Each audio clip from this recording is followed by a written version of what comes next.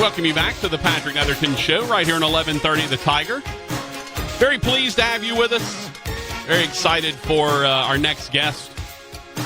Guy I got to know when he was a member of the Northwestern State Demons. Got to watch him grow and develop. And he came in and people were, look, he's got a good frame. He's can grow into it, that kind of thing. He's 6'5", 6'6".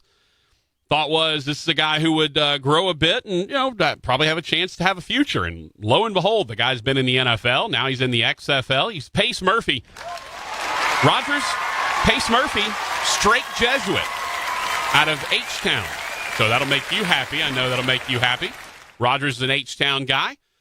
So we're going to have to ask him if there's a conflict of interest for him playing for the hated Dallas Renegades among the Houston folks. But he is a member of the Dallas Renegades, starting right tackle for those guys, Pace Murphy. Pace, how the heck are you, man? I'm doing well, Patrick. Thanks for having me on the show. Hey, you got it. Let's start there, man. You're a Houston native. Is there any kind of secret hatred of the Dallas franchise because we know Houston and Dallas hate each other? There's definitely a rivalry between Houston and Dallas. So this weekend playing Houston, it's going to be a big weekend. But I'm rolling with Dallas right now. There you go. Got to put it down for my guys. Hey, look, I'm big. People tell me all the time, man, you really like Northwestern State. I was like, yeah, and I also like the paycheck that they sign for me every week. Let's talk about your journey, man. At what point? Because when you came into NSU, I remember people saying, look, this is a smart kid. You were in the Scholars College. They said, smart kid, good frame, could develop into something. I don't know if anybody was saying, hey, this is an NFL, professional guy when you got there. But as you developed, you started to see some of that come about. When did you have an inkling that you could go and do this past the college ranks? Probably my spring ball of senior year, the end of junior year. Because like you said, when I came into NSU, I was all but 250, maybe 255 soaking wet. So, it wasn't something that was immediately obtainable for me. But, thankfully I was able to work that way through it, through those 4 years and whatnot, and have that shot and make the most of it. Tell me about the NFL experience. You start with the Rams, you go to the 49ers, you go to the Chiefs. Mostly is practice squad stuff. Occasionally, you did get on the field at least once. Tell me about the NFL experience and what that's like. Man, it's incredible. It's hard to describe in such a short little time frame. I could kind of go on, but man, for a kid like, growing up playing football, to be able to be out there on that stage, it's something special. The people are great. It's something that whenever you get there, it's kind of, you got to pinch yourself to think about, hey, am I really doing it? So, definitely thankful for the teams that have given me opportunities throughout the years. He is Pace Murphy, starting right tackle for the XFL's Dallas Renegades. Pace, you and Jazz Ferguson, both Northwestern State guys on the Renegades. That means I've been a lifelong Renegades fan, man, since birth. I was born into the Renegades tradition that's been around for a year. I'm curious if give me some idea of going into a startup league like this, a fledgling league. What are you seeing? Because, you join a lot of guys that have had NFL experience in the XFL. What's it been like for you to kind of see how the infrastructure works, how they're handling their business, how things are going about so early on in this whole league's existence? Well, first off, thank you for supporting the Renegades. I always appreciate Absolutely. that. Lifelong. Secondly, they're handling it really well from what I've heard, compared to the, AAF. I wasn't there for that, but they say things are rolling a lot smoother here.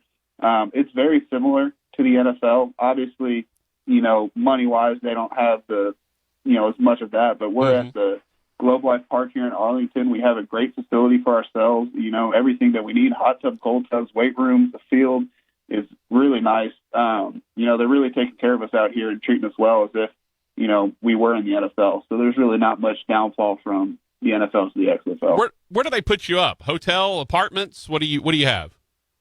Yes, sir. They got us in the hotel right now. Okay. So they have the option for a hotel with a roommate for the season. I got you. Are y'all all in that? Because I know there's several hotels in that Arlington area where Globe Life and the new Rangers Park is, and AT&T Stadium, or as I like to call it, Jonestown. Yes, Jerry World. Jerry World. I call it Jonestown because everyone drinks the Kool-Aid and playoff hopes go to die. Is it all in that area though? So you kind of stay local? Yeah, no, we're right down the street, probably about 5-6 minutes from the stadium, so it's nice and convenient for us. So now you're in a baseball stadium that's been converted into a football stadium, the former Rangers Park. What's it like playing in there? Does it have kind of a different feel because it's a baseball stadium that's its bones? Somewhat, yes, but I mean, Oakland, they've been doing it for years now. They're moving to Vegas, but it's definitely not the normal orientation for a stadium, and it's kind of, the angles are a little different. It's not, all symmetrical on the corners and everything, but it's a great stadium, and I think it's a great environment. I know my family that came out to the first game and the people that have come said it's really nice to watch the game, and everything flows well, and it's a little bit different, but I don't think anything to affect the person's enjoyment watching the game. One of arguably the biggest name coach in the XFL is your guy, Bob Stoops, former Oklahoma coach. Tell me what it's like playing for that guy. It's great. He knows what to say. He's very good at getting us ready for the games. Smart guy, very hands-on, pops into the meeting rooms just to make sure that we're, on the right stuff. Have any questions, takes care of us, talks to the players themselves just to check in, make sure everything's all right with us, to see if he can help out in any way to make things go a little bit better, whether it's, food, schedules, meeting hours, to bump it up or push it back, to make sure that we have enough time to get where we need to be and then make the most of that time when we're there. Tell me about the nitty-gritty of, you're an offensive lineman, starting right tackle, you're out there game in and game out. What have you seen in terms of the talent level of the guys that you're facing off against opposite you every game? They're solid. I mean, it's like you said, it's guys that have been in the league, been out of the league, kind of just bouncing around and trying to get back into it. So nobody's out here just dilly-dallying around. Everybody's trying to make the most of their opportunities and get that game film out there to hopefully have a chance to come around this next OTAs to get out into a team out there, get that rolling and get into camp and make it squad next year. Is that kind of the overall feeling for everyone, is this is a way to get back or for the first time get into the league? Or are there people that are just like, you know what, I'm just kind of happy being here in the XFL. I'm just gonna ride it out here?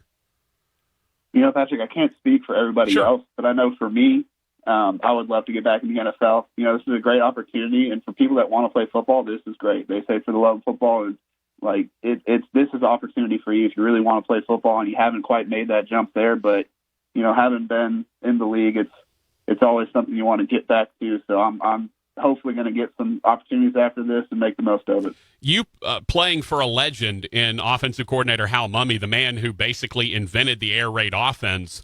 Tell me what it's like playing for him and in this offense where there's going to be a lot of throwing going on. It's definitely a little bit of pressure, being an O-lineman, but no, it's great. The team works well. Landry's a great quarterback who understands that. Phil as well. So having those guys back there, that they're going to try to put us in the best situations we can be in. And, Hal's a smart guy, and we're going to keep throwing the ball and working that. And if we can't throw the ball, we're going to run the ball. If they put too many outside the box, we're just going to make it work and keep chugging along. Do you know your alma mater's history with Hal Mumme by any chance? Somewhat, I believe. Okay. Do you know what happened in his first game in the first year Southeastern had a program and he was the head coach? I don't know what happened when we played Southeastern. He was there, but I knew he coached at Southeastern. All right. So he brought back the Southeastern Louisiana football team, and in the first year they played Northwestern State and and I want you to take copious notes on this because I want you to tell him this. Okay. I don't have a pen and paper in front of me, but I'll try to take some mental notes. Mental notes. Northwestern State played Southeastern Louisiana, first year back for SLU. They're running Hal Mumme's air raid offense. He's the head coach. Your alma mater, Northwestern State, beat Southeastern Louisiana 87-27. Pork and Demons. Tying the record for most interception returns for touchdown. NSU had 4 INTs for touchdown, including a fourth-team defensive end and a third-team safety, who both had pick sixes in that game, along with 2 other guys. So next time you get a chance to really sit down with Hal, I want you to remind him of the 87-27 loss that he took to your Northwestern State Demons when he wouldn't stop throwing and he wouldn't stop throwing pick sixes. Well, to be fair, he did not throw them. True, but he kept throwing. He didn't take his foot off the gas and start running it to shorten the game. Demons ran it every play but one in the second half. Still scored 87 points. It was pretty crazy. But please make sure. I can't argue with on that one. No, please make sure and remind him of 87-27 when you get the chance. All right. 87-27. Yeah. Northwestern Demons over the Southeastern. That's right. Fork 'em. Absolutely. Hey. Fork 'em Demons. Yeah, no doubt. Pace Murphy from the Renegades joining us from the XFL. Obviously, a lot of new rules in the XFL. Not a ton of them that really affect you as an offensive lineman. But give me some idea of what you like and what you've seen from some of these rule changes that you think are things that maybe the NFL needs to look at. Ooh, that's a tough one. You're putting the NFLPA people and all that stuff on me, but no, I think the kickoff rules are really interesting. Shortening that span between the two teams where you're reducing those high impact, hits and whatnot. The overtime, we haven't done one yet, but the play versus play deal, I think that's a pretty cool concept. I know a lot of fans are upset over, the NFL rules and all that stuff, but everything they're doing is trying to make the game more exciting, but also safer. So, it's really fun to be part of it. And, what the NFL adapts is up to them. Unfortunately, that's a little above my pay grade. But, I think everything they're doing is pretty interesting and fun. Well, you got a big one this weekend. My producer, Rogers Hampton, a lifelong Houston Roughnecks fan. I'm a lifelong Dallas Renegades fan. Rogers and I are going at it. Tell me why the Renegades are going to take down the Roughnecks this weekend. Ooh, okay, let's see. We got a great defense that's putting together an awesome scheme. I think, Houston has a great quarterback. He makes plays with his legs and his arm.